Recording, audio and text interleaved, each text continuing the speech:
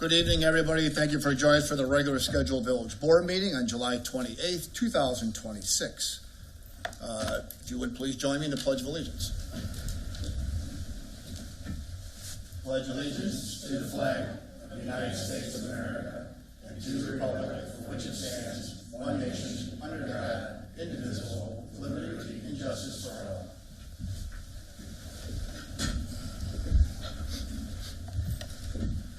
Lana, roll call, please. Mayor DeBold. Here. Trustees Amos. Here. Babiak. Here. Brockman. Here. Chapman. Luciano. Here. And Selfridge. Here. All right, we do have a quorum to conduct village business. With that, we'll move on to our citizens' comment section. Are there any citizens, anybody from the public wishing to address the village board this evening? Yes. Just come up to the microphone and state your name, please.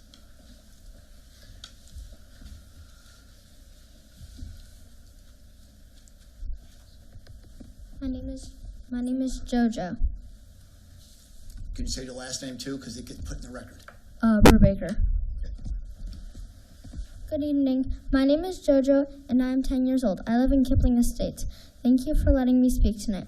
Whitetail Park is one of my favorite places to go. I like to run through the big open field with my dogs, play tag, fly kites with my family, have picnics, and walk down to the pond to see fish. I love that I can come to the park and have so much room to run and play.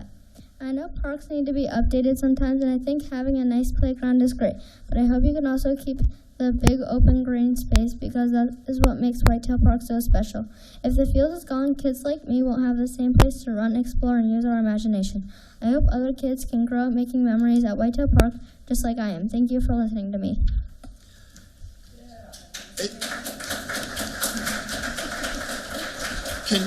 And this was in regards to Whitetail Park? The Whitetail Park redevelopment, yes. Okay, thank you. And my name is Bree Brubaker. Good evening, everybody, Mayor DeBold, and trustees, and village staff, and everybody else that's here today. Like I said, my name is Bree Brubaker. I am also a resident of Kipling Estates and the mother of that amazing young lady that who just spoke. I want to echo what JoJo just shared. She's been spearheading this whole process because, like many of us here tonight that came, Whitetail Park is a special place for us, and especially that green space. My kids have grown up there in that green space. I live very close to that park, and I'm afraid the new plans for redevelopment will take that green space away from us. It's where kids are there to play pickup games, they play football, they meet on the field to play soccer. They're also there running around, playing baseball, flying kites, as she's mentioned, and many other things, like playing tag in a big open space. So with that, I know that, we appreciate the village wants to put some funds together and invest in our parks and support, and I definitely support improvements where they're needed. But our concern is not just about improving Whitetail Park, it's about preserving what's already there, and that's that green space. We understand upgrading equipment is necessary, but we also, like I mentioned, preserving that open green space has been one of its defining features here for Kipling Estates and for Shorewood. Our open green space is certainly not empty space. If you ever go by that park or that area, we have toddlers that run from the park down to the pond to explore the pond, and it's such a breathtaking and memorable experience. And like I said, my kids have grown up there, and that's what we do exactly in that park. If we put up a concrete structure and take away that green space, we can't get it back for those types of memories and that type of play. And so respectfully, I want to share that many residents have also felt the same and felt that we didn't have an opportunity to voice our opinions. We were given a survey with 2 different parks, 2 different playgrounds where we can only vote on the playground equipment and not the actual design and how things were going to get placed and that overall vision for the park. So that's why I'm here today to ask that our voices be heard. So JoJo and I did go around the neighborhood in Kipling Estates last night and today for a few hours. So in a very short time, we've collected over 100 names on a petition of Kipling residents asking for me to bring this up tonight to preserve that green space and really have you reevaluate what's going to go in that space. It's not that we're opposed to a skate park at all. We just want you to consider an equal balance of what that space will look like and preserving as much green area as possible. And maybe it's also a reconsideration of where you put a skate park, right? There's many other open spaces, community spaces, and not necessarily within a residential community that something like that could go. So again, I'm going to be submitting a petition to you to put with these minutes signed by residents who believe that Whitetail Park can be improved, but while also still preserving some of that space that makes it special. And I respectfully ask the board today to reconsider the current design and explore a solution that balances those new amenities and really get a voice from the community as well in making those changes. Thank you very much for listening and for listening to the residents who call Kipling Estates home especially. So, thank you. Thank you. Yeah, and if you would just leave that with the clerk so she has it. So thank you.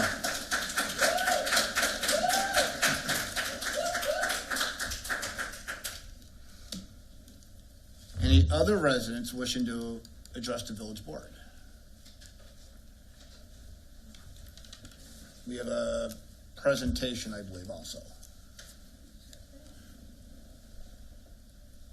Oh.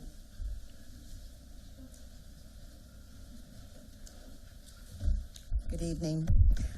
Debbie Jo Erickson with Heritage Corridor Destinations. Mayor and distinguished council members. It is our privilege to be here tonight in front of you as a Route 66 community. You know, we're celebrating 100 years, 1926 to 2026. Celebration of Route 66 and everything that it does for the communities along for the historic education and the economic development that it produces. There are currently thousands of international and domestic tourists that are along the communities right now, traveling and bringing money into your areas. So with that, the Heritage Corridor, along with the Route 66 Scenic Byway, would like to present you with this road sign, as well as the Route 66 flag. That this is the official Illinois Centennial logo. So it's a possibility that we could get a photo op with Mayor and with would everybody could come to the center? We'll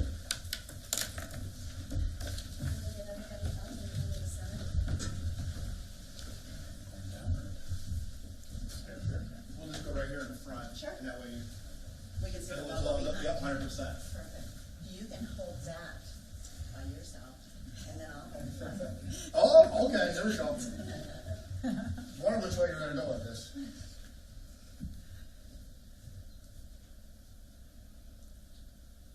One, two, three. One, two, four. All right, that is about. Here we go.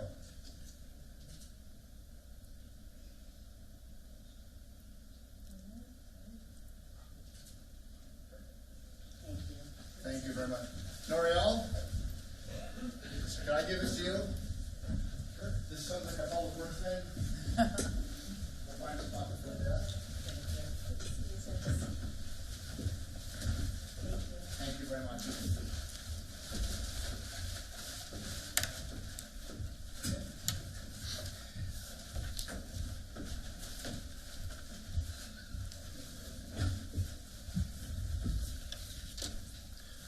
For those that don't know, Route 59 was part of the Route 66 corridor, and as the Heritage Corridor has been celebrating that they found some older photos of Route 59 and 52 through the couple vantage points of that intersection. So I'm sure you've seen some different logos and different historic postings and stuff to help celebrate that with the various different routes.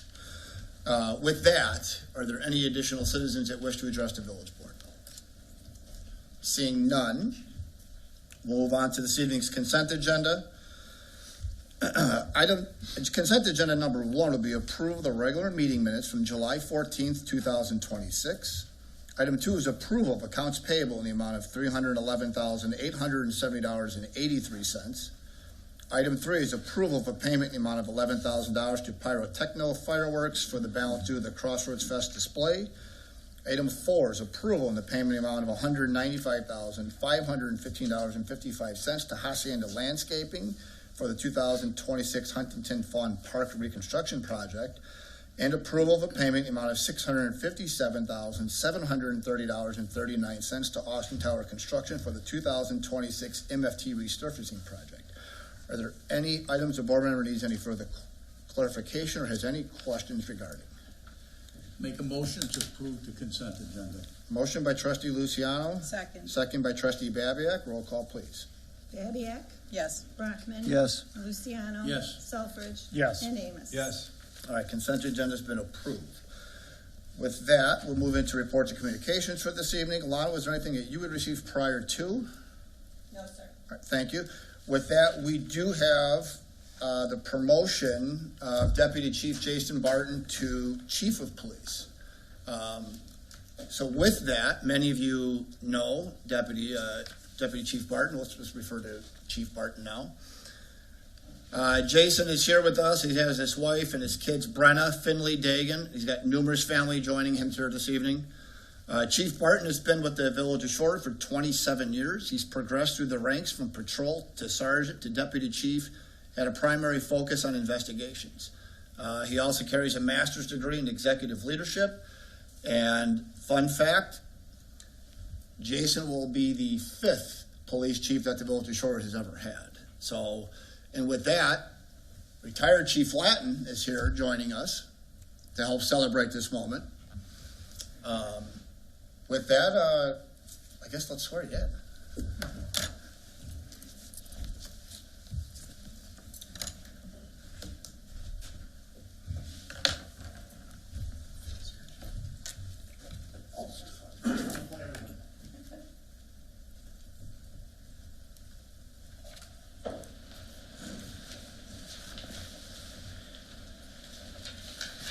I state your name. I, Jason Barton, Having been appointed to the position of Chief having been appointed to the position of Chief of Police in the Police Department of the Village of in Shorewood, the Police Department of the Village of Shorewood, County of Will, County of Will, State of Illinois, State of Illinois, aforesaid, after said, do solemnly swear do solemnly swear that I will support the Constitution of the United States of America, that I will support the Constitution of the United States of America, the ordinances of the Village of Shorewood, the ordinance of the Village of Shorewood, according to the best of my ability, according to the best of my ability, so help me God. so help me God. Congratulations, Chief.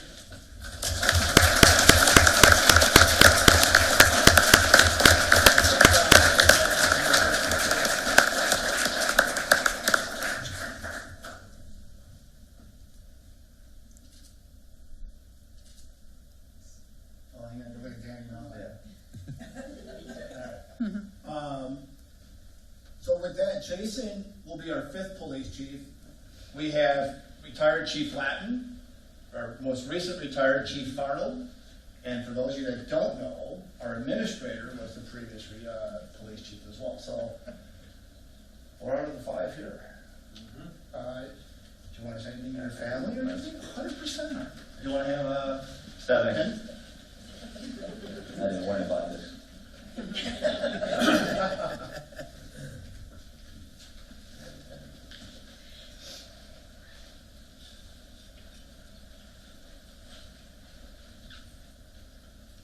It's on you now. Just like from 30-some years ago.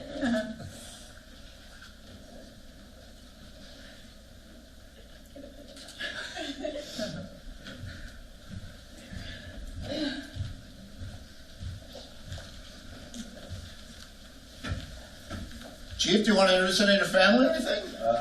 Yeah. From right to left, I have my son Dagan, my daughter Brenna, my daughter Finley, my wife Stephanie, my brother Brian, his son Liam, my sister-in-law Bridget, my mom Terry, and my father-in-law and mother-in-law Chris Judy Thomas.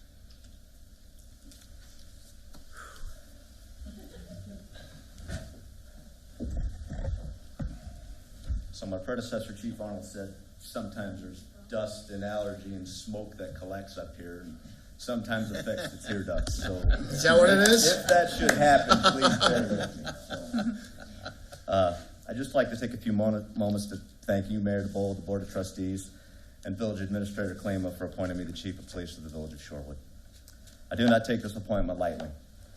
Having had the privilege of serving the residents of this community for the past 27 years, I understand there will be no honeymoon phase as I move into the next chapter.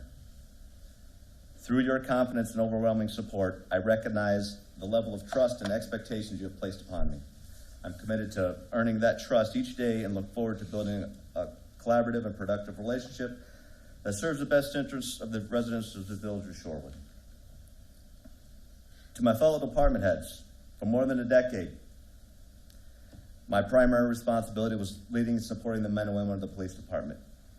Meeting their needs, ensuring their department's success has been my focus and has contributed to the stability that we've enjoyed as an organization.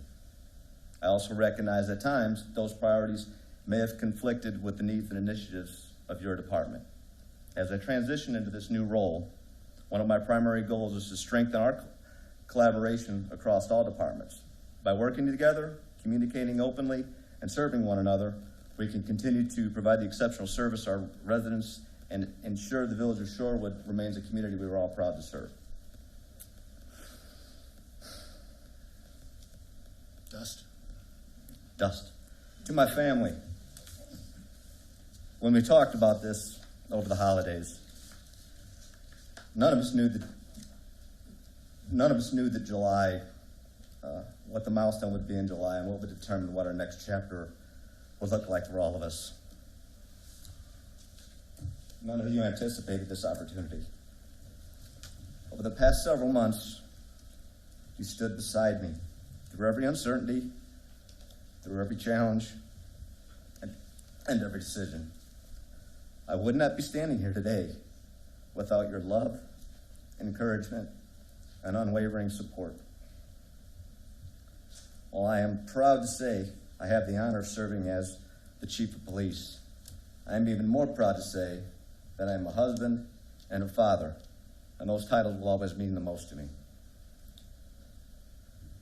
To the residents of Shorewood, it's been my privilege to serve this community for nearly 3 decades. Because many of you know me, I understand I won't have that luxury of a grace period as your new chief, and I wouldn't want one. You know who I am, you know what I stand for, and you know what to expect from your police department. I welcome those expectations and the responsibility that comes with them.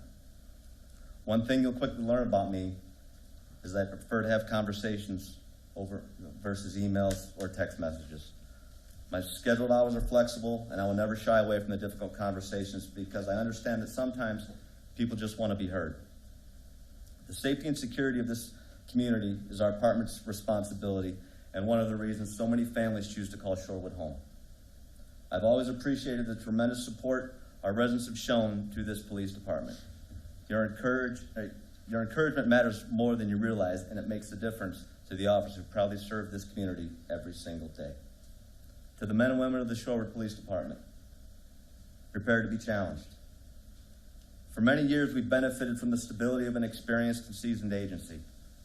However, through retirements and an increasingly competitive job market, we now have an influx of young officers and leaders, not only at the entry level, but within our supervisory ranks.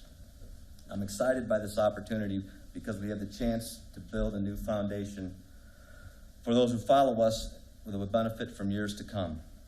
While that opportunity is exciting, I also recognize that change brings along challenges, and there will undoubtedly be some difficult moments along the way. I want each of you to know that I'm here for you and your families.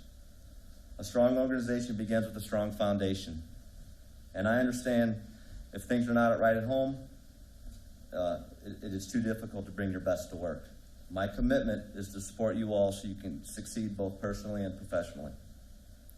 In return, all I ask is for your commitment to this community.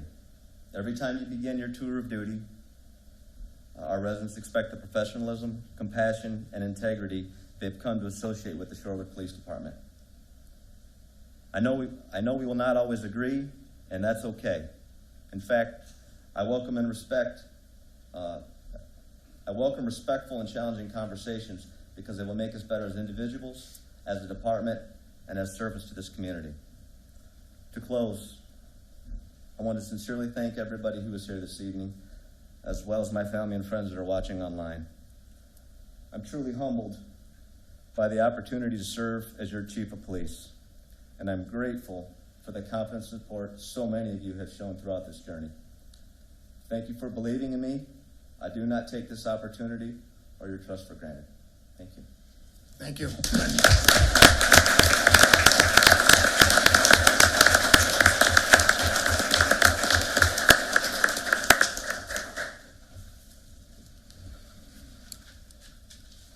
All right.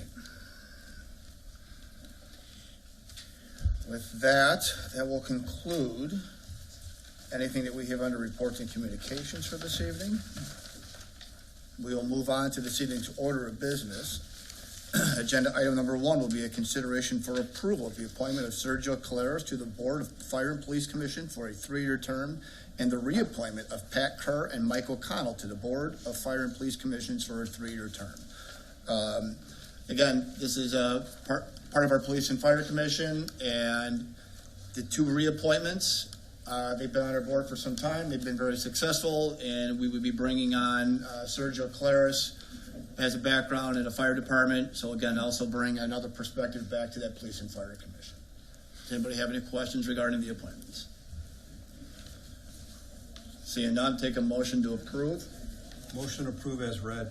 Motion by Trustee Amos, Second. second by Trustee Babiak. Roll call, please.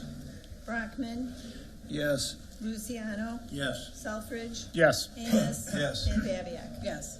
All right, item 1's been approved. Moving on to business item number 2 would be consideration for approval of an ordinance amending Title 10 of the Village of Shorewood Code regarding detached diagnostic imaging units. This item is up for a first read. Trustee Brockman and Ms. Engel.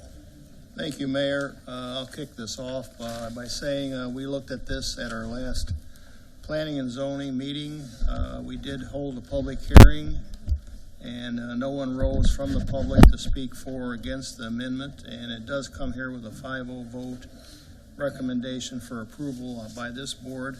And Natalie, I'm glad to see you back. So if you take it from there, if you would, please. Thank you. Sure. I think we're all familiar with diagnostic imaging units. There are things like MRIs and CT scans and mammography equipment and ultrasound x-rays, etc., that are often used by medical, dental, and vet clinics. These uses are permitted in medical, dental, and veterinary practices, assuming that they're currently assuming that they're in the buildings, in the principal building, but they're not currently allowed as accessory buildings or structures. Mobile units are becoming more popular because of costs, opportunities for shared equipment, and availability. Dr. Joe over at Rusty Ridge proposed a mobile MRI, and we saw this as an opportunity to address it in our code. As such, we're proposing an amendment which addresses both mobile diagnostic imaging units as well as units contained in detached accessory structures. What you see on the screen right now is on the right-hand side 2 examples of mobile MRI units and an example of an MRI unit that would be in a separate structure. In this case, it's just an example we found online at a hospital. We've proposed a definition, which reads: a medical facility equipped with specialized diagnostic imaging equipment that is either incorporated into an accessory building or is vehicle mounted. The detailed diagnostic imaging that should read: the detached diagnostic imaging unit may include magnetic resonance imaging, MRI, computer tomography, CT, or similar advanced diagnostic services. Such units are designed to provide medical services in support of a hospital, clinic, medical office, or other licensed healthcare or veterinary care provider. What we're proposing is to allow these uses in either the B3 or the OCI zoning district. So those would be the larger commercial districts that you see highlighted in red, as well as the institutional or office districts that are shown in the mauve, and there are fewer of those in town. In addition, some of these we expect would be on a trailer, and typically trailers aren't allowed to be detached. So what we've proposed here is an exclusion from those regulations. If you have any questions, I'm happy to answer them. Now, can you go back to that previous slide for a moment? The one with your mapping, I'm sorry. Oh, sorry, yes. And that would just be identifying the different locations throughout Yes. current zoning that this could be applicable to? Right, and so basically, when you look at the commercial districts, we have B1 and B2, which are closer to the residences. The B3 districts would be similar to like where you see Target or Home Depot or some of the larger centers, or the retail along 52 and 59. And then OCI is essentially an institutional district. We have really 3 zones I can think of. One is the 40-acre property that we own north of the town center, the other is Holy Family, and the third is the Restoration Church site. So really institutional districts as well. And the main reason we put that in there isn't because we had a proposal, but because, if ever there were to be a hospital or a medical clinic that located in one of those zones, we think that's where it would make sense. Would we be concerned, just because of the amount of space that's noted through the front of town center, that, would 2 of these in too close of a proximity be a bit of a concern? I might have, I think I forgot to mention, these would be conditional uses. So Okay. at any point, these could only come forward to you with a public hearing where we consider them specifically. Okay. So it's not a by right? It's not a That can by be- right. Okay, No. that's one of my And- underlying concerns. Right, and I think that, with regard to any of these things, we have to consider what they're gonna look like. Sure. Not that I think we're gonna all of a sudden be like the MRI capital of the area, but at least like to know that it does come back where something like that's, put in place. Sure, and this, it was triggered by the idea of an MRI trailer, but we wanted to be thorough, and we thought, theoretically there could be other opportunities, so we wanted to make sure those were covered. But since they're, unusual uses, we thought it would be appropriate to do a conditional use permit. Fair enough. Anybody else have any questions or comments, concerns? Yes, sir. When you say other uses, so it's other imaging trailers or trailers in general? Diagnostic imaging unit trailers. So it could be like a CT trailer, an MRI trailer. I guess you could have, some type of X-ray trailer or, testing of some sort, but it would have to fall under that diagnostic imaging. And so it's conditional use, so not by right, but does it put the board at any risk if it's in our ordinance that it's allowed and we say no for any reason, or we can say no for any reason? Well, you'd be evaluating it based on the standards in the code. I'll turn over to the attorney to answer that one. I don't know the standards on the top of my head, but it would be, you wouldn't be able to do it just because there's a set of, in the code, there's kind of like a direction you have to kind of abide by, and as long as you're within that direction of the code, having a reason why, there wouldn't be a reason to deny it. You'd have the reason to deny it. So even though it's a conditional use, it's still somewhat kind of boxes you in to approve it if somebody wants one in front of MOV. Right, a little bit. And so the types of things that you look at when you evaluate a conditional use are whether it will have a negative impact on the quality of life of the residents, whether it will have a negative impact on the, the value of homes and things like that.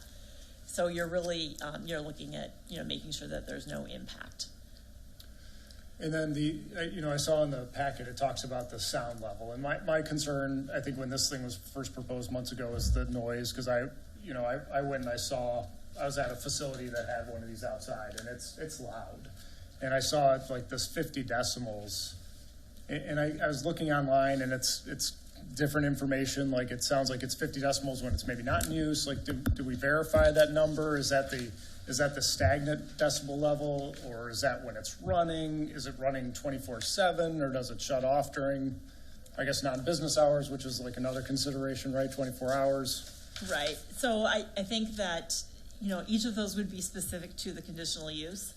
So, we have one proposal that will be heard next, and that would be with a 24/7 facility.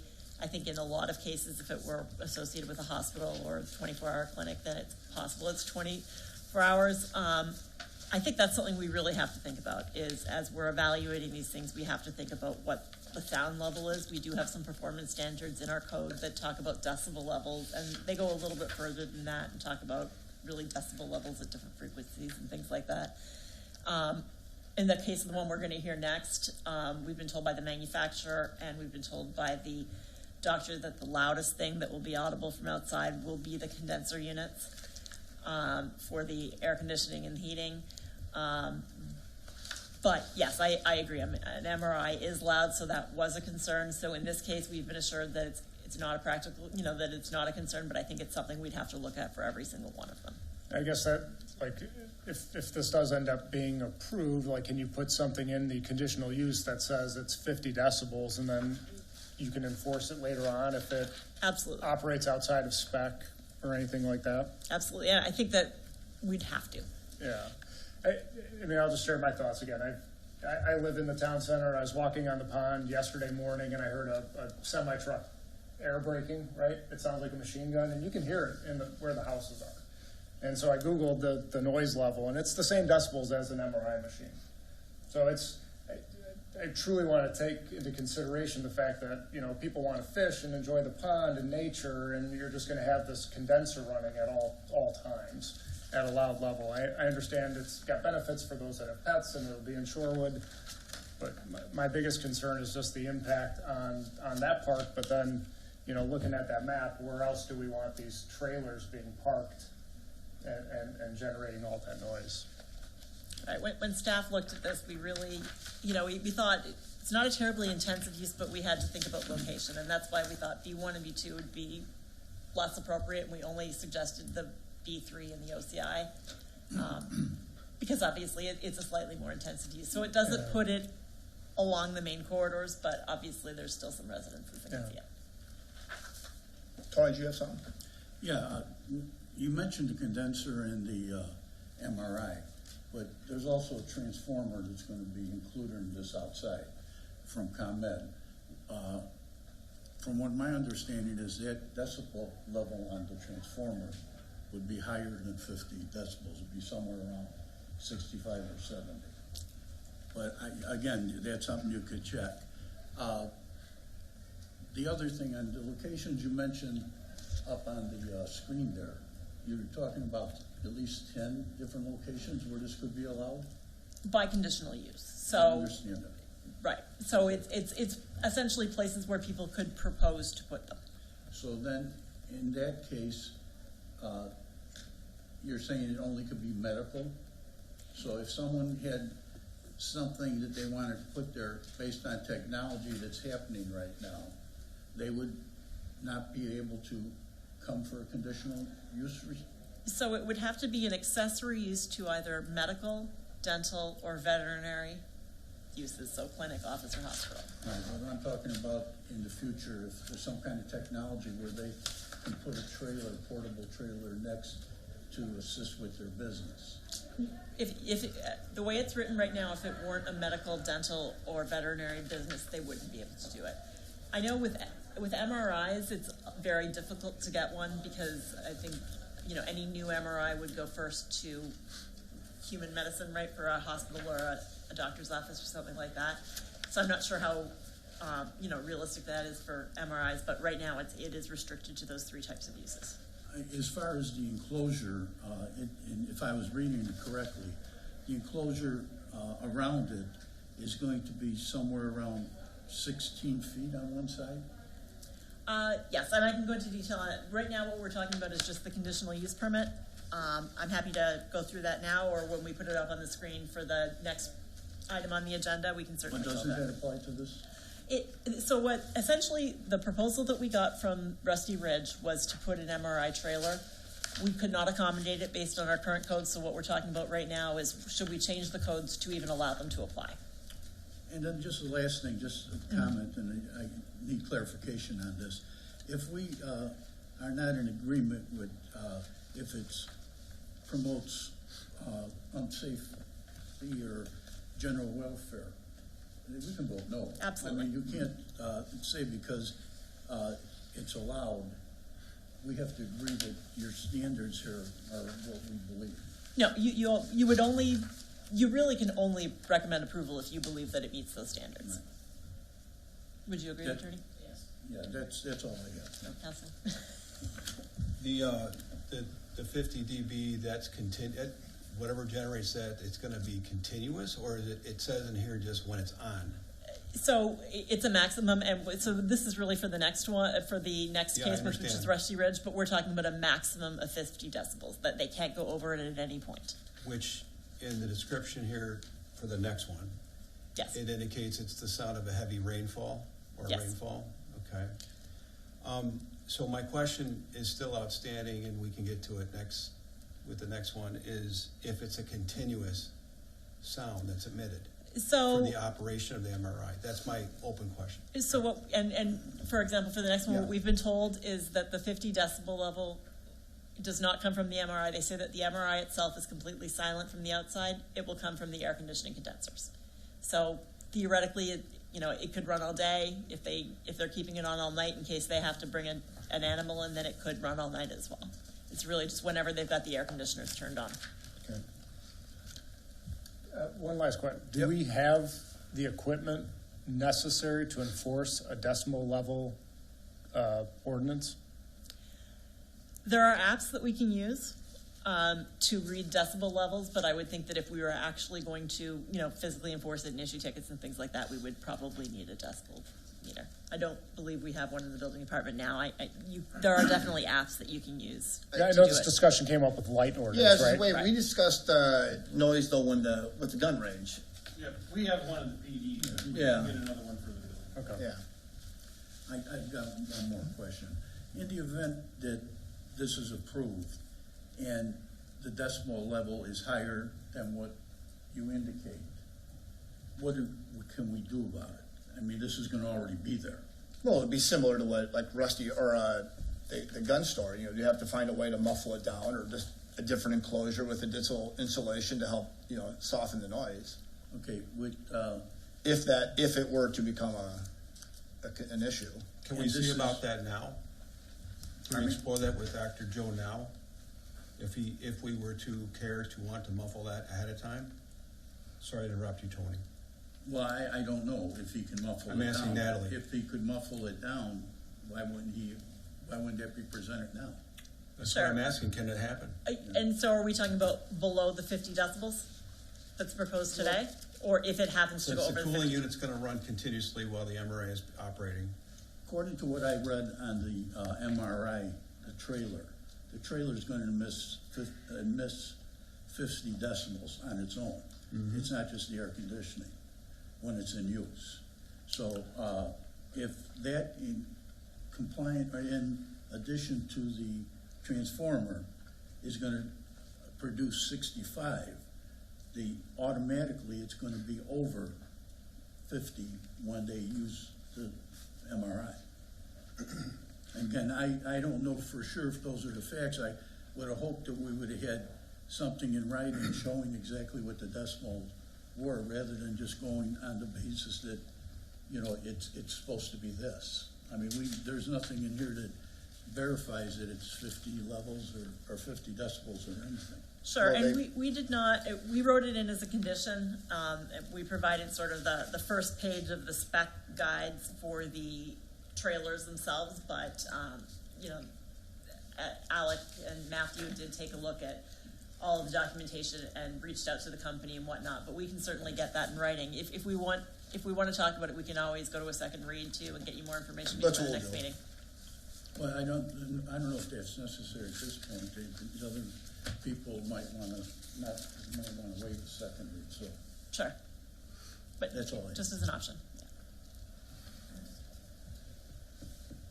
Any questions? I would highly disagree with you, Scott, on the decibels of a engine brake. How many communities have you driven through that got big signs, no engine braking? They're not gonna put signs up for 50 decibels. No, it's louder. 50 decibels is what your air conditioning is in the back of your house. No, when I Googled the decibel level of the engine brake, it's like 120 decibels. And you're saying that this MRI is 120? That's what Google says. I don't believe it. It's not according to the manufacturer. Same as an air conditioner in the back of your house, is what I understand. So, Well, we'll leave it as a first read. That way we can come back and Natalie can verify from the manufacturer specs and whatever brand that they're proposing, so you have some sort of Well, is the trailer here? No. Is there some way they can operate it to get the decibels? So we can certainly ask for more manufacturer specifications. From what we understand, this model of trailer wasn't available any closer than, I believe Indianapolis was the closest one.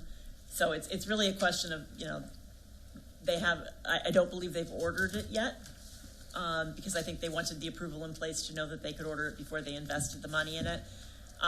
We did call around, we did speak to X-ray people, we did, do some research on that, but we can certainly have the company put in writing what the decibel levels are and maximum, things like that, if that's helpful. I think it would be good to know that, I guess, the difference, right? Like, there's the MRI machine, there's the trailer, there's the transformer, so I think there's pieces, right? Right. And it might be when it's running versus when it's idle and all that different stuff. I think it would be good to know all that stuff. I guess it's hard to separate the two. I know these are two separate items, and we keep on putting them together, but they kind of go together.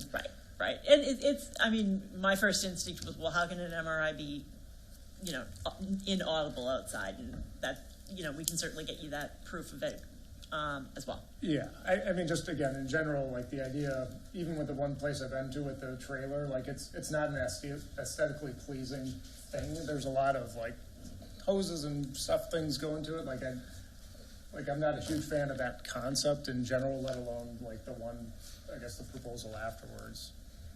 And I just want to clarification. Is this, my understanding, this was a used trailer that they were getting from someone. Is this a new trailer that they're buying?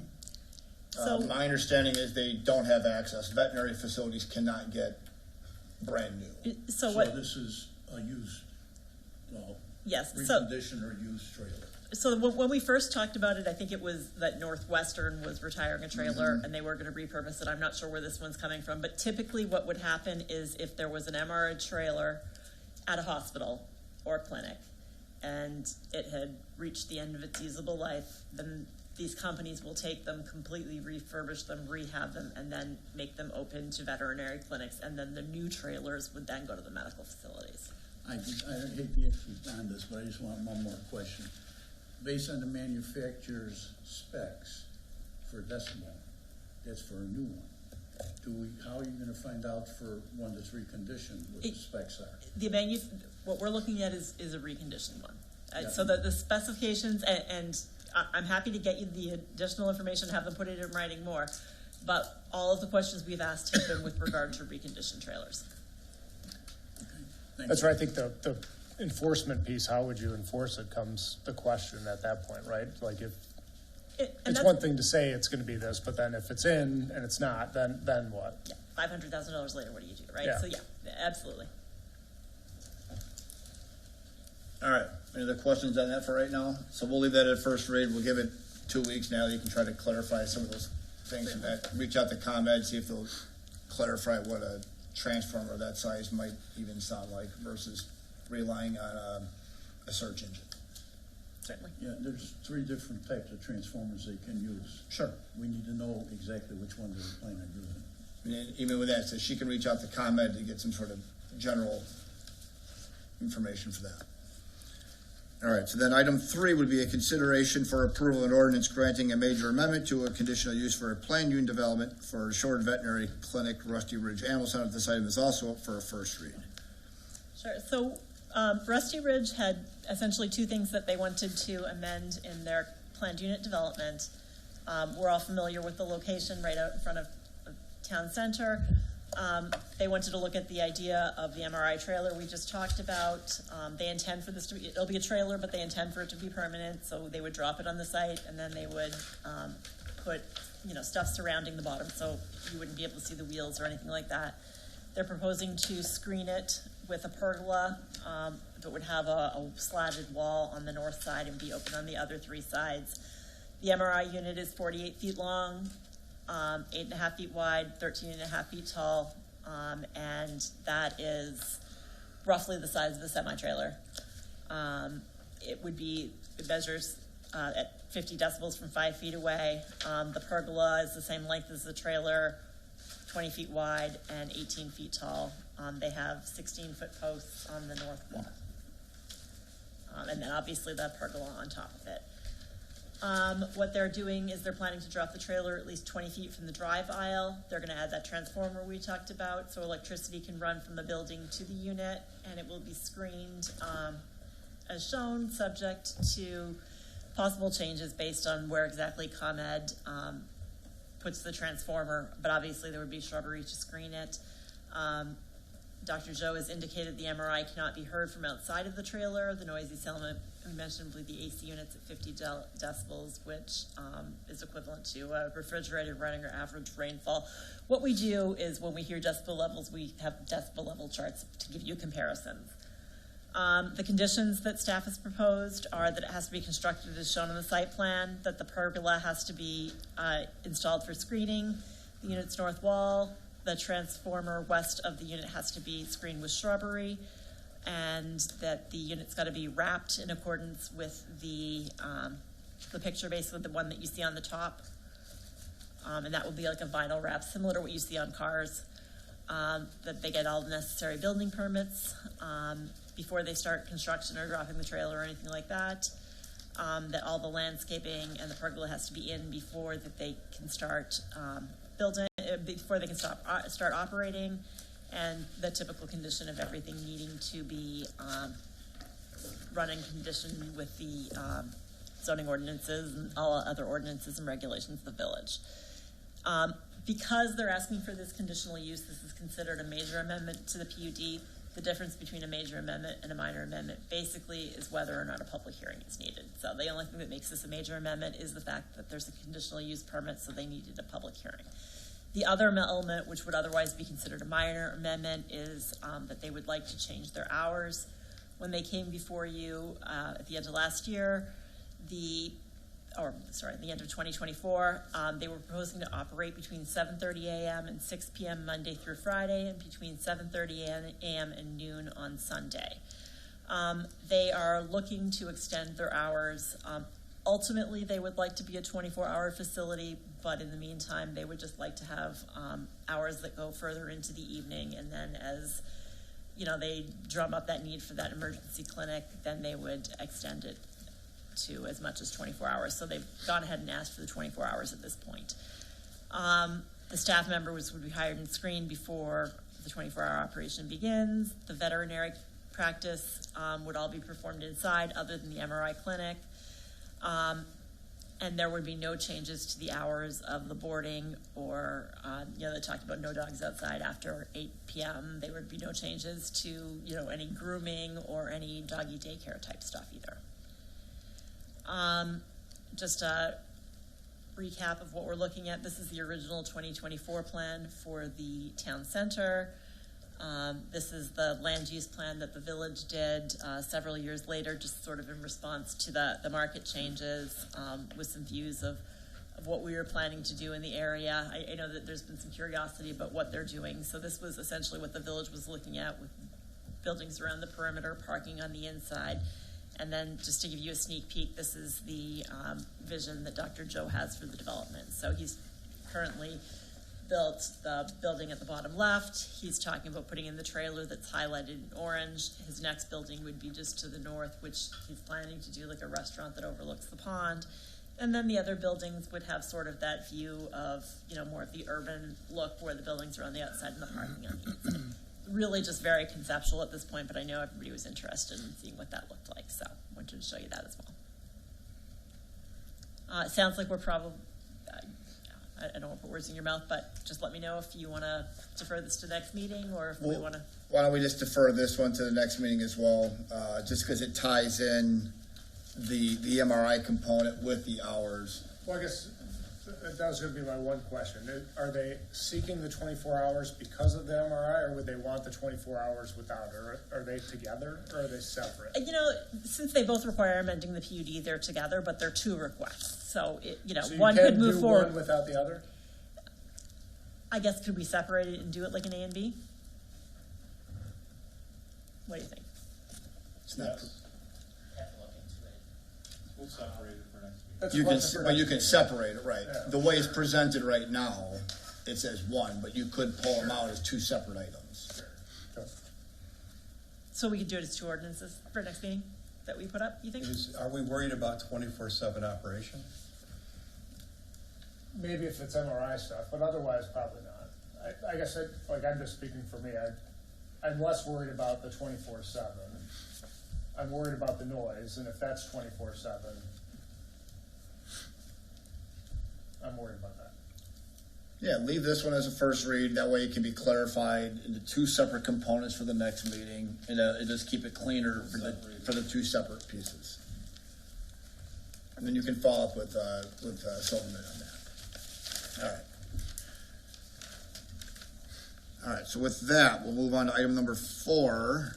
To be a consideration for approval of an ordinance granting conditional use for a machine shop. This item is also for a first read. Trustee Brockman.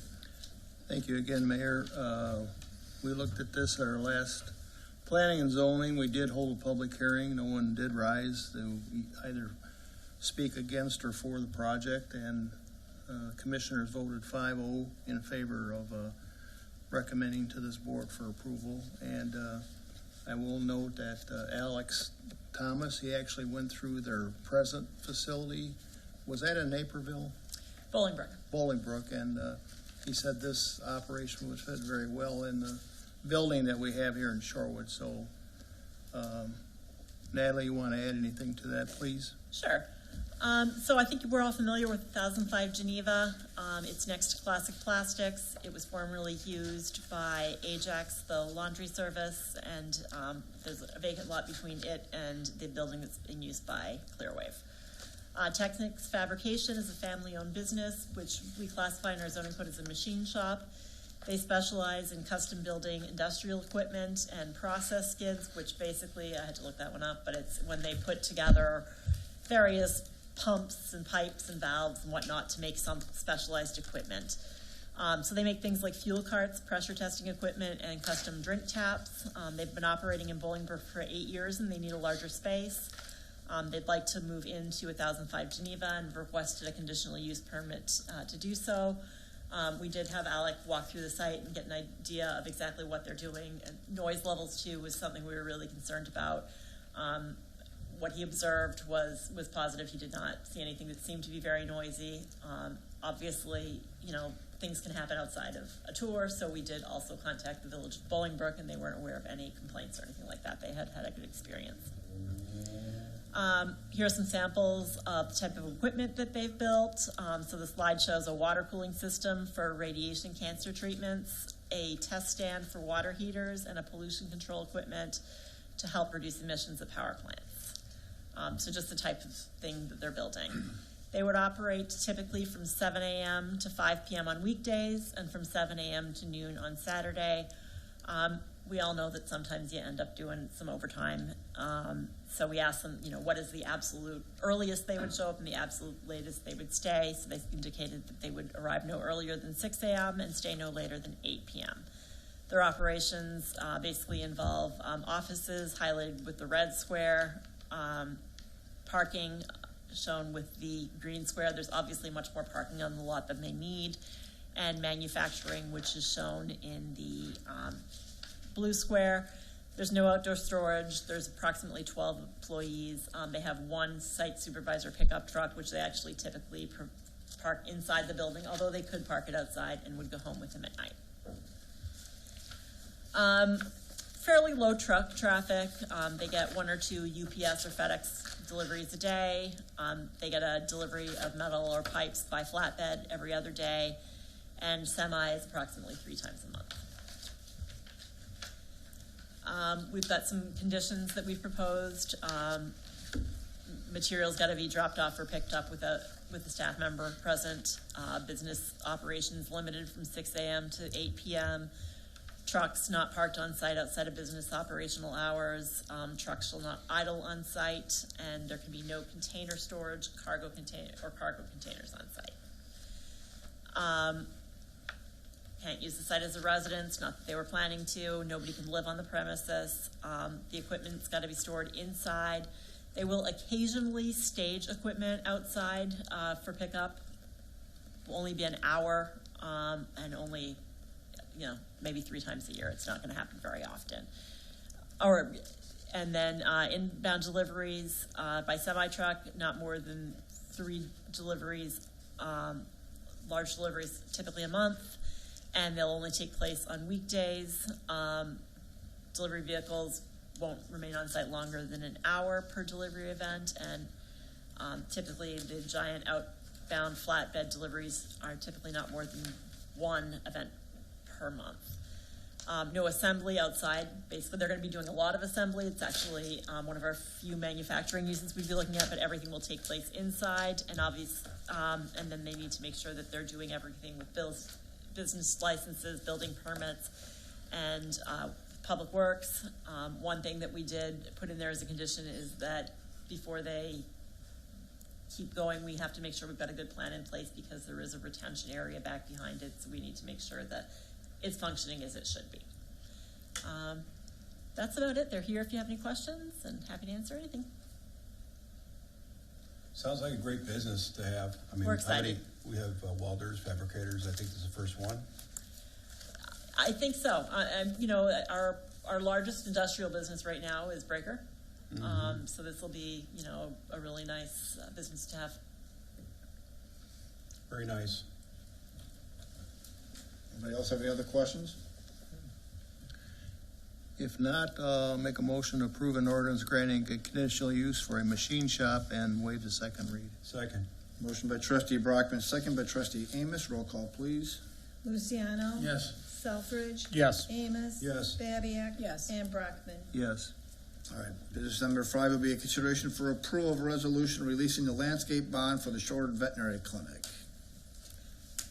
So typically when a business, or not necessarily a business, but it could be a business or a home, is constructed in the winter and can't put in the landscaping or the driveway, they would put up an occupancy bond.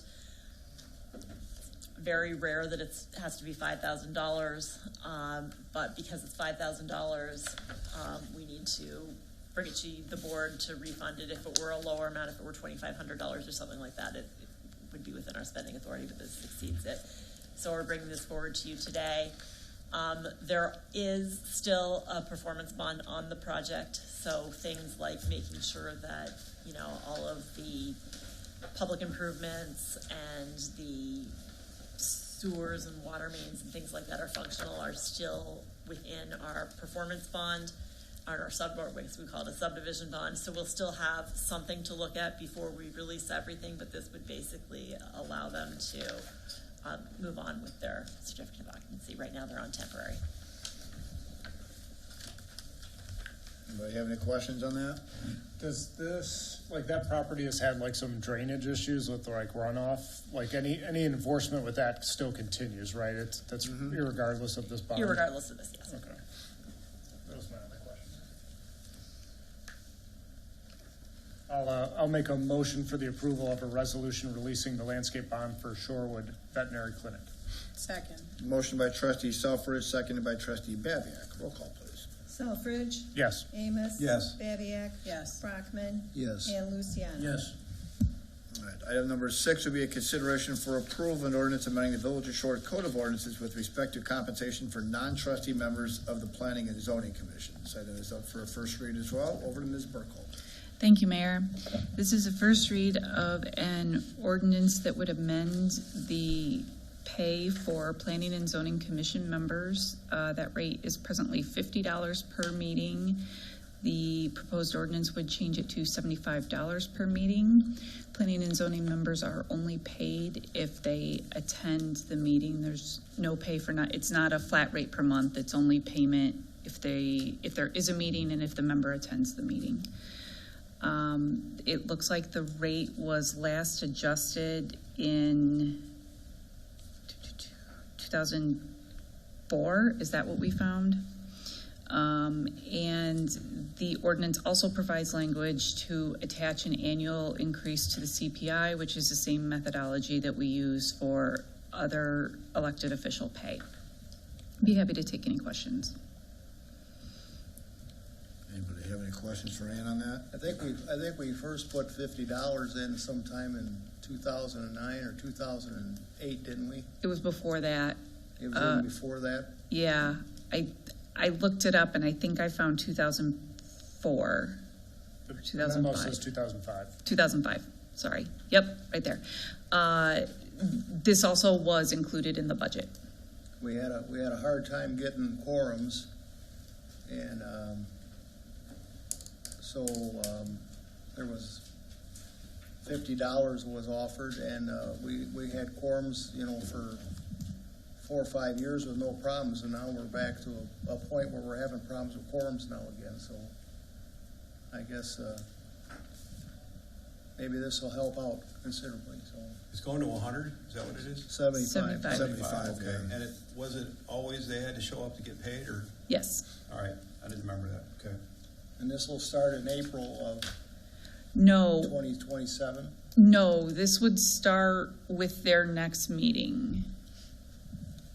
Is it a financial incentive problem that we're trying to address, or is it just people are so busy with their personal lives they can't dedicate themselves to the commission? What would be your opinion, Steve? Excuse me, Tom, I was reading this at the same time. I'm just saying, is it, I'm all for raising it $25 and CPI adjusted, Yeah. but I'm just asking, does that really change the problem, help with the problem? In your estimate it does, or is it just people are so Well, busy? we'll certainly see. We not have the right commission members on that it won't dedicate. We'll certainly see, won't we? Okay. I can't tell you right now, but I'm hoping it will. Have you had a problem with people showing up for the planning and zoning? At times, yes. Yeah. You've had a quorum all the time, to be able to meet, no? No, I think we missed one. No, I mean, the last meeting, we didn't have a quorum, so we had to change the meeting date till the 15th. Mm-hmm. So we didn't have a quorum on the 1st of, was it the 1st of July? July. We didn't have a quorum, so. How many times has it come down to counting the last one and making sure one of them shows up? How many times is that happening?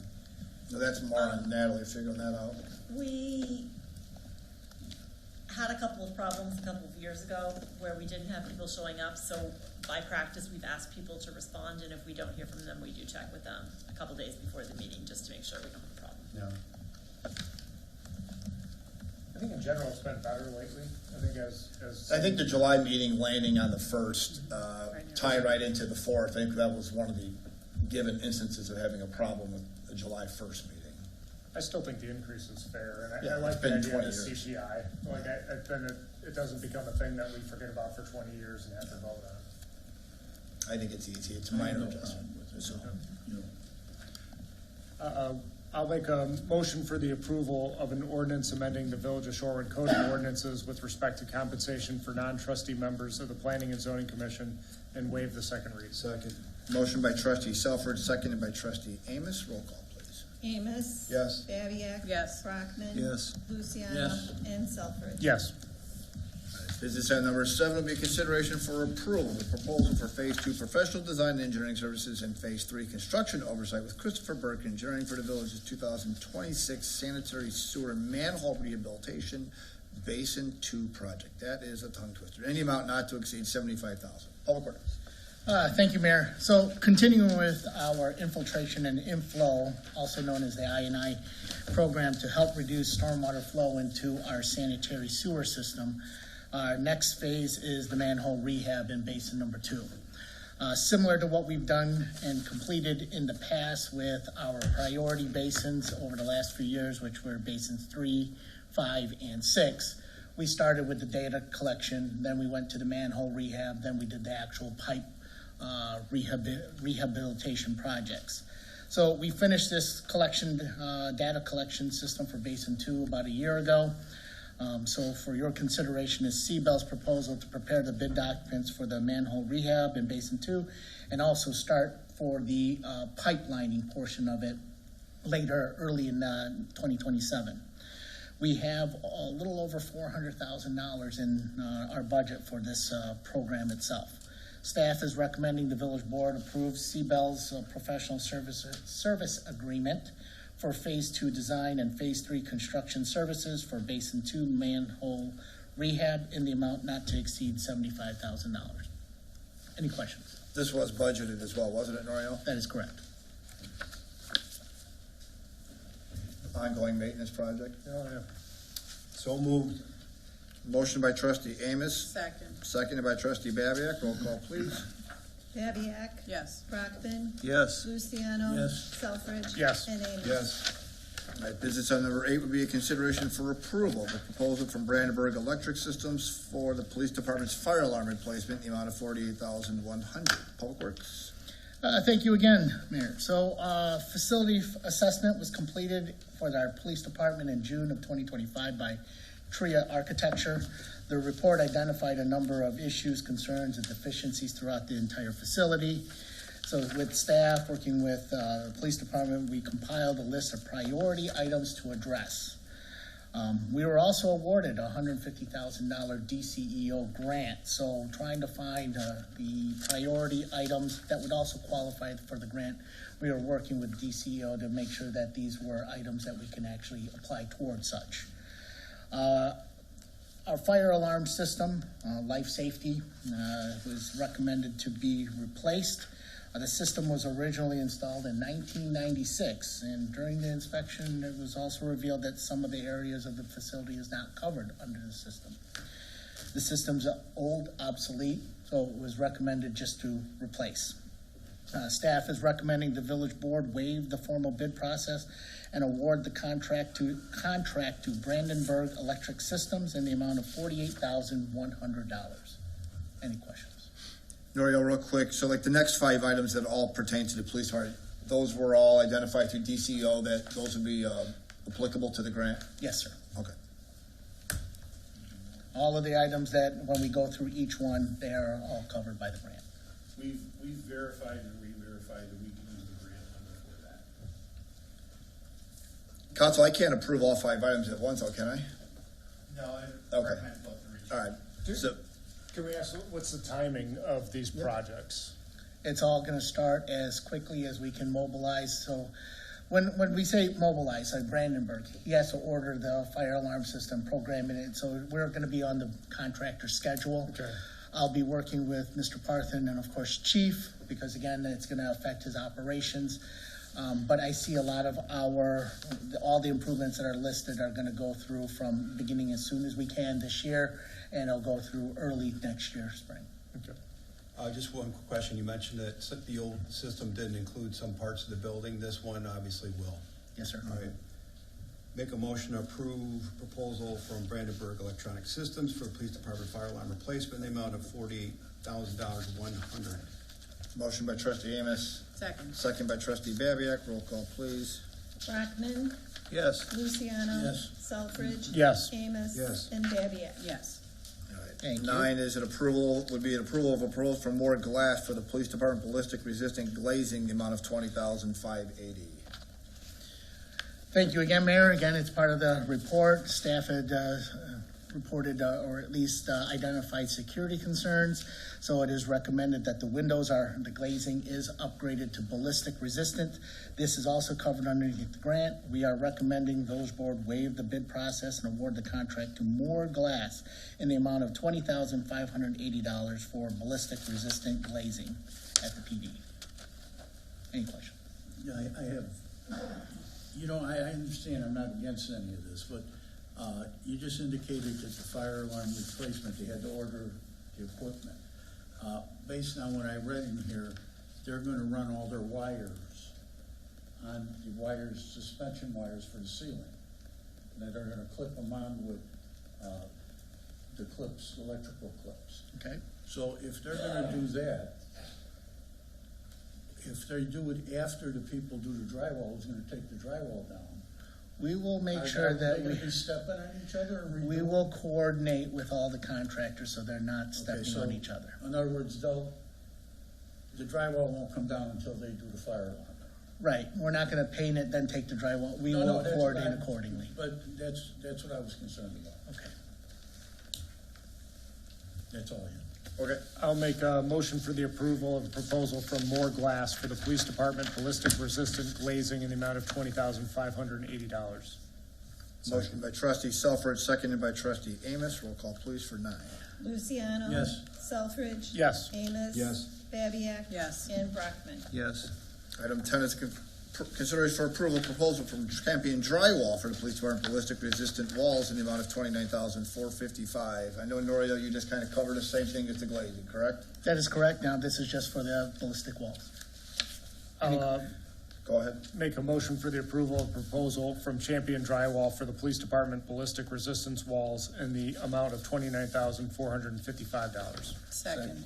Motion by trustee Selfridge, seconded by trustee Babiak. Roll call, please, for 10. Selfridge. Yes. Amos. Yes. Babiak. Yes. Brockman. Yes. And Luciano. Number 11 will be consideration for approval proposed from Gene May Heating and Cooling for police department HVAC upgrades in the amount of $26,640. These are, again, HVAC efficiencies that are going to be upgraded for the police department. They're going to be adding CO2 detectors, exhaust fans, replacement of the unit heaters, supply diffusers for better airflow in the entire police department itself. Again, all are covered by the grant. Gene May has been our HVAC service contract provider, so they also are providing us a discount on the parts and labor. We are recommending the village board waive the bid process and award the contract to Gene May in the amount of $26,640. Any questions? Pretty straightforward. I'll make a motion for the approval of a proposal from Gene May Heating and Cooling for the police department HVAC upgrades in the amount of $26,640. Second. Motion by trustee Selfridge, seconded by trustee Babiak. Roll call, please, for 11. Amos. Yes. Babiak. Yes. Brockman. Yes. Luciano. And Selfridge. Yes. Item number 12, we are last and final one, be consideration for a proposal for a Middleton overhead doors for the police department Sallyport garage door replacement in the amount of $21,090. Seems pretty self-explanatory. Is this replacing all the doors, Norio? Yes, sir.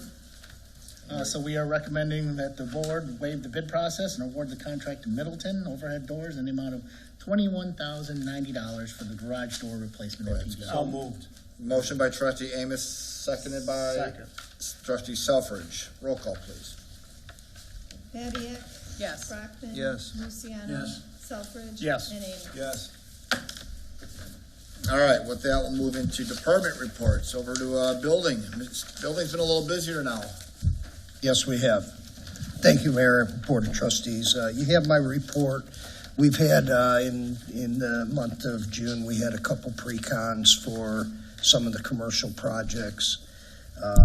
Moving into this month, you see the 2 apartments going up across Windstone for Hamptons. A lot of single family. I did talk to Lennar end of last week, and between the 2 projects, there's close to 50 or a couple more in some phase of construction between the 2 sites. So we have been busy and things have been moving pretty smoothly. And then you got Restoration Church that broke ground down on the frontage road.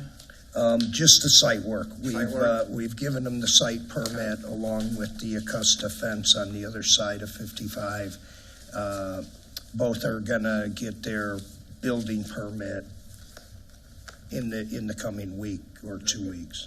Very good. And then we know we had some concerns with Lennar with trucks. Have we had any other calls since we know those signs went up? Yes, we have. Okay.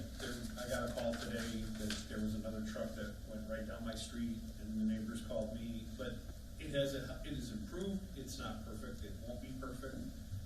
So we're doing the best we can. All right. I mean, maybe we can look at something, maybe either narrow it so it's, obviously not as, we can discuss that a little further or something to help minimize that impact for that The neighbors are subdivision. parking on the street. They actually blocked a truck in the other day. Okay. They're kind of self-correcting a little bit. It's better. We're doing the best we can. All right. Nicely done. Why can't they just go out? Well, they're supposed to. The signs are They're up. supposed to, yes. All right, very good. With I that, had a question, oh, yeah, go ahead. Bob.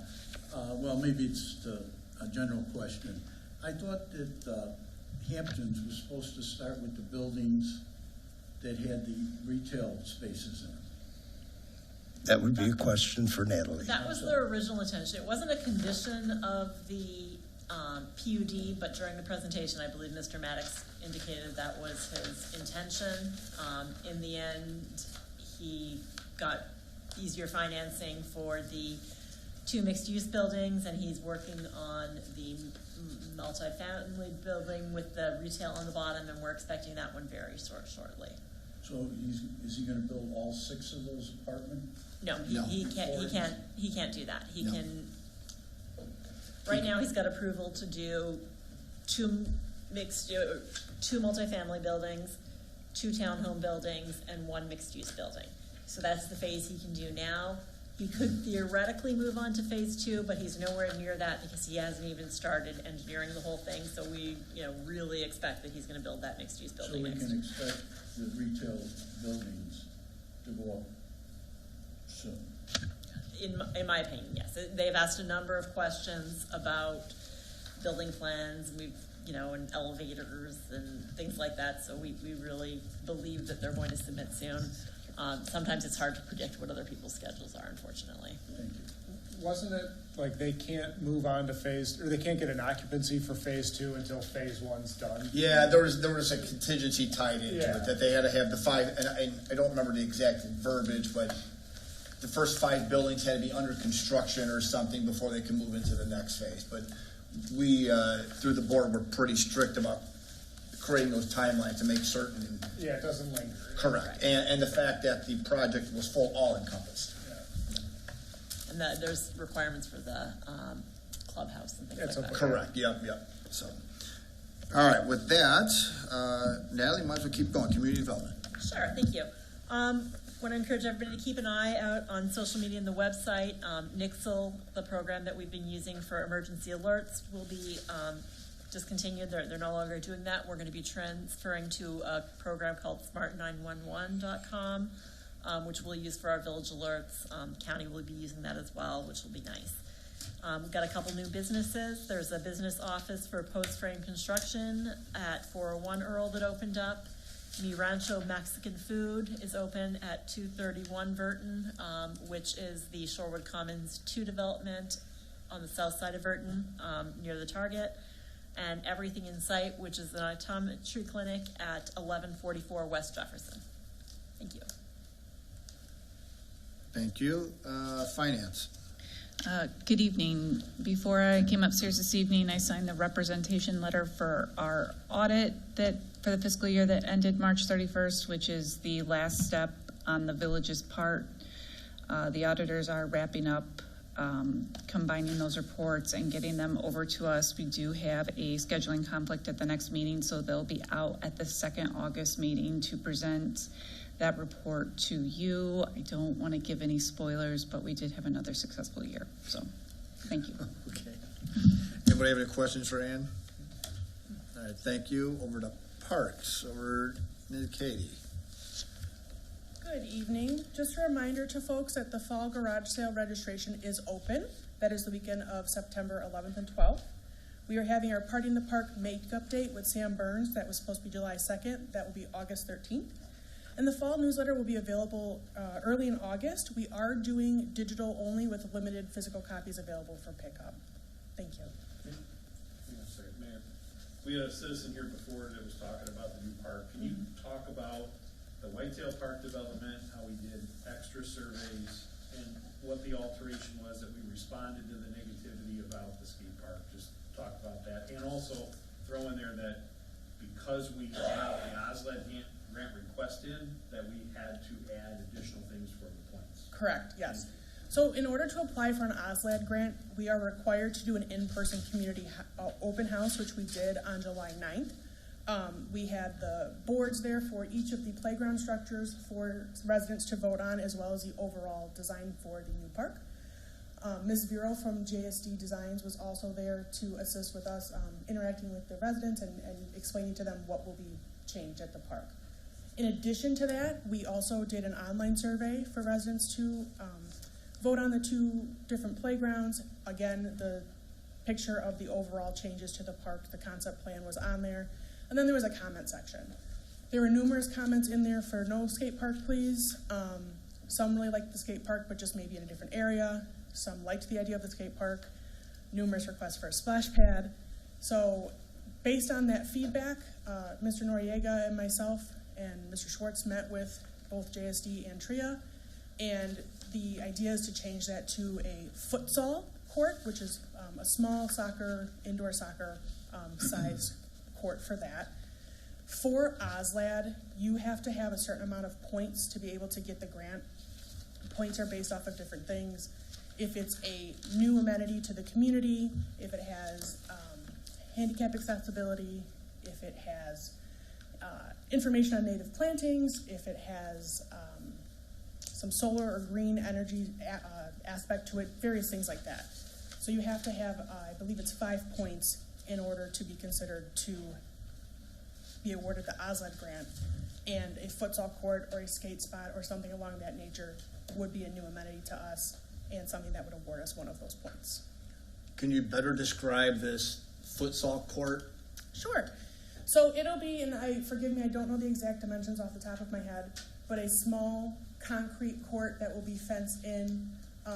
It will have a border at the bottom that potentially, if we chose to in the future, we could maybe flood for an ice rink, but that's not part of what we're putting in for the OSLAD. It's just a benefit if we choose to do it down the line. I think it's about, Maria, was it about 5 or 6 players at a time? Do you recall? I don't know how, to me, it's just small indoor on a court soccer. It's basically a small sized soccer field.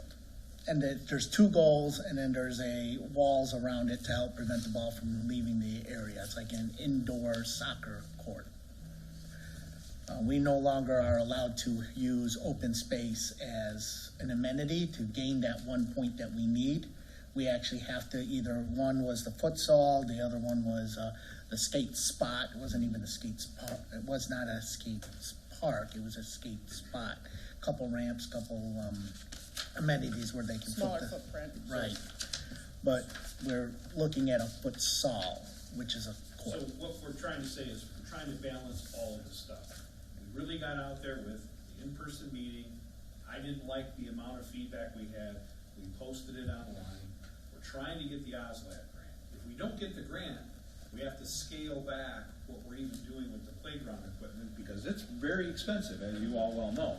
We're not going to eliminate all the green space, but yes, we have to add something to get some additional points. So there's a delicate balance with this. We're doing the best we can. When it's all said and done and we've got it all packaged up, you guys will see it for final approval, obviously. But we have to put in for the grant and all those sorts of things. How much green space is left? Just out of curiosity. L'Oreal, do you know off the top of your head? I mean, even It will probably be half, maybe a third left. The court is, I want to say 50 by 80. That sounds right. 50 by 80 is the size of that So court. there will still be green space. But, you know, we did add something. We got some pretty negative feedback about the skate spot. Fine, we listened, we punted, pencil set erasers, all that stuff. We're trying to be responsive to that. It just should be also noted that just in the same subdivision, Windstone Park has a significant amount of green space too. Although this one's more of the neighborhood, that little subdivision park, we're just trying to maximize our points. If we don't put anything in, we want to just keep it as open space, we could stop the application for the OSLAD grant. We won't. It's very competitive. We will not survive against all the other projects. Just out of curiosity, has that been explained to these people? No, not yet. It's Are still we in draft. planning on doing it? Yes. It's still a draft, yeah. We were planning on presenting it to the board first and then making it public. This has all been very fluid over the last couple of weeks. All right, let's see what the draft looks like and go from there. Perfect. Thank you. Chief Barton.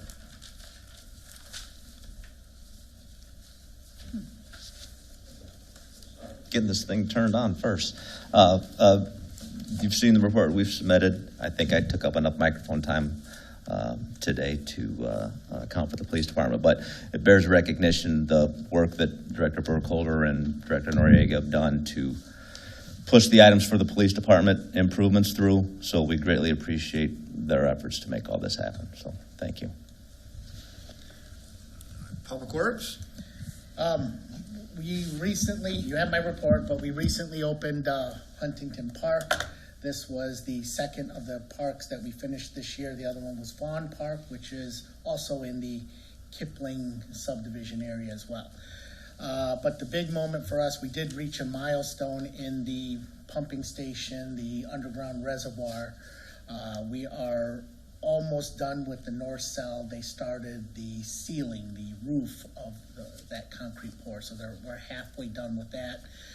Later on this week, if not early next week, they'll pour the other remaining half of it, so we will be done with the north half. We are approximately 41% complete with that project. Any questions? How's that bridge working? They're finally making progress. Bridge demo was completed last week.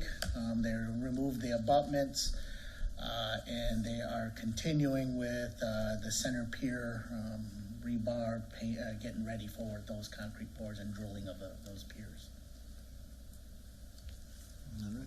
Let's have the questions for Noriel. And we did harvest some of that abutment and taking it over to River's Edge, right? Yes, well, we took it out. It's being saved on site. After the fest, Public Works will go there and try to collect those stones and then bring it over to River's Edge. All right. Do something with that entry sign? Yes, sir. All right. Administrator. No. All right. Trustee comments. Over to Trustee Amos. Thank you, Mayor. Congrats to the new Chief Art. Congrats.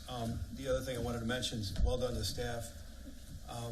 Been enjoying some of the social media posts on throwback pictures, Shorewood, in case you haven't had a chance to check them out. Social media, I believe they're on our website as well. And you can learn a little bit about what the original landscape of Shorewood was if you go farther back, original prairies and things like that. So there's a lot of information on our website, so I invite the public. And also, I imagine we get a lot of that content from residents, some of the throwback pictures and things like that. So nice job, Isabel and staff supporting her. Thank you. Thank you, sir. Trustee Brockman. Thank you, Mayor. Our next planning and zoning will be next Wednesday, not tomorrow, but next Wednesday. And I don't know, you just got back, Natalie. Is there an agenda already? There are a couple things that may make it to the agenda, but we're not finalized yet. Okay. All right, thank you. Thank you, sir. Trustee Babiak. No comments. Thank you. Trustee Luciano. Citizens Advisory Committee is on vacation for the summer months. We come back with our next meeting on September 24th, 2026. If anyone's interested in becoming involved with the committee, they can contact myself or other members through the village website. Thank you, sir. Trustee Selfridge. I just want to also say congrats to our new Chief Barton, and kudos to the staff and the police department on addressing those priority lists. I know we did that facility study. I know it's not perfect building, but I'm glad we're getting some much needed improvements on critical areas. So thank you to everybody for working on that and getting the funds so it wasn't village finance. Mm-hmm. Thank you, Mayor. All right. With that, lastly, the pull tab challenge wraps up in a couple of weeks, and we're doing all right. We're going to see what we can do during the fest that comes up this week and try to add to that. And congratulations to Jason in your new role. We look forward to the next chapter within the village here as well. With that, take a motion to adjourn. So moved. Motion by Trustee Babiak, seconded by Trustee Amos. Roll call, please. Brockman, Yes. Luciano. Yes. Selfridge. Yes. Amos. Yes. And Badiak. Yes. All right.